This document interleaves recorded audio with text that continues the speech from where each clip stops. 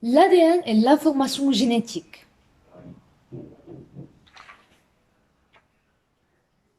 Salut à tous! Aujourd'hui, on va voir quelle est la structure et l'apparence de l'ADN, qui est une molécule chimique qui se trouve au cœur de toutes les cellules et ensuite, on va essayer de voir pourquoi est-ce qu'on considère que l'ADN contient les informations de notre programme génétique. Si vous êtes prêts, allons-y. Pour commencer, on a représenté un chromosome comme on pourrait le trouver dans une cellule eucaryote, dont les chromosomes sont enfermés par une membrane nucléaire. C'est le cas d'une cellule humaine. Alors, ce chromosome renferme une seule immense molécule d'ADN. Il s'agit d'un long fil très pelotonné, c'est-à-dire enroulé sur lui-même, et tout au long de ce chromosome, on va trouver un certain nombre de gènes. Un gène, c'est donc un fragment d'ADN. Si on zoome suffisamment, on va se rendre compte qu'un gène est formé de deux brins qui sont enroulés l'un autour de l'autre, puisque l'ADN a une forme de double hélice. Vous avez ici deux représentations de l'ADN. Dans la première, on a coloré les atomes de sorte que le carbone est en gris, l'oxygène en rouge et l'hydrogène en blanc. Comme vous pouvez le voir aussi, de nombreux atomes qui sont bleus, c'est l'azote. Et il y a également du phosphore coloré en jaune. Dans la deuxième image, on a coloré les structures répétitives le long de la molécule. Vous voyez qu'il y a 4 couleurs possibles et que les couleurs vont par deux couples de couleurs. Le bleu C avec le vert G, le violet A avec le jaune T. On dit que les deux brins d'ADN sont complémentaires. Ces 4 couleurs représentent 4 nucléotides, c'est-à-dire 4 formes possibles trouvées dans l'ADN.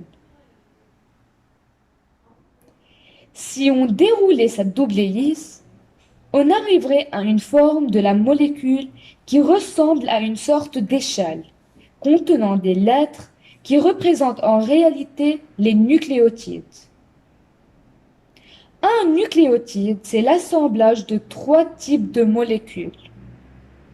P représente un groupement phosphate, S un sucre et T c'est une base azotée. On peut déduire que l'ADN est une succession de 2 brins de nucléotides, les uns à la suite des autres.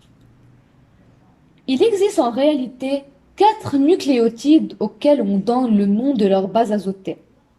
A, T, C et G. A représente l'adénine. T représente la thymine, C la cytosine et G c'est la guanine. Ces 4 sont utilisés pour former le brin d'ADN. Et vous remarquez que le nucléotide C est toujours en face du nucléotide G et le A toujours associé à T. Le message codé dans l'ADN va dépendre de l'ordre d'enchaînement des nucléotides tout au long de la molécule. Si j'enchaîne TATG, le message sera différent que si j'enchaîne TCTA par exemple. Donc chaque information génétique ou chaque gène est un enchaînement de nucléotides dans un ordre très particulier. Si on change de gène, on change la succession de nucléotides. On peut dire que l'ADN, par ces 4 nucléotides et par cet enchaînement, contient un message codé. C'est une molécule informative. Elle contient des milliers d'informations qui correspondent à des milliers de gènes. Ces derniers sont les mêmes pour tous les membres d'une même espèce. Par exemple, nous les humains.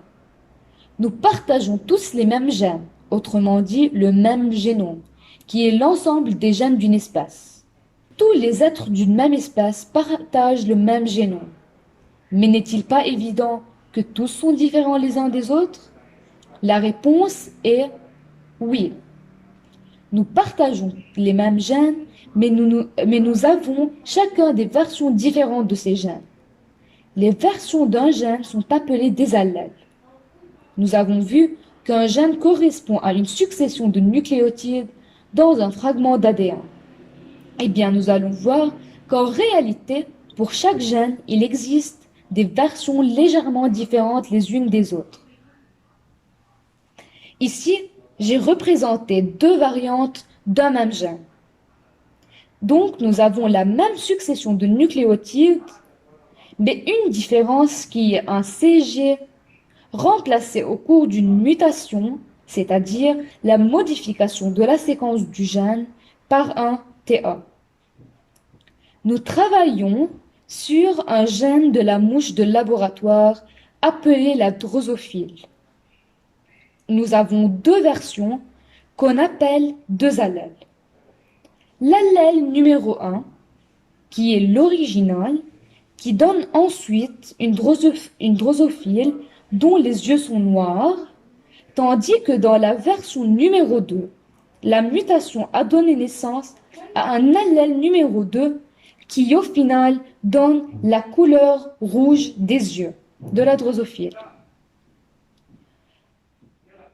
Pour conclure, les deux drosophiles portent le même gène qui est codé dans cet exemple pour la couleur des yeux, mais elle emporte des versions différentes. Version numéro 1 qui est l'original et version numéro 2 qui est la version mutée. Ces deux versions se ressemblent beaucoup mais diffèrent par un seul nucléotide. Enfin, l'ADN est donc à la fois une molécule codée et informative, mais également une molécule variable. Nous avons deux variantes d'un même gène.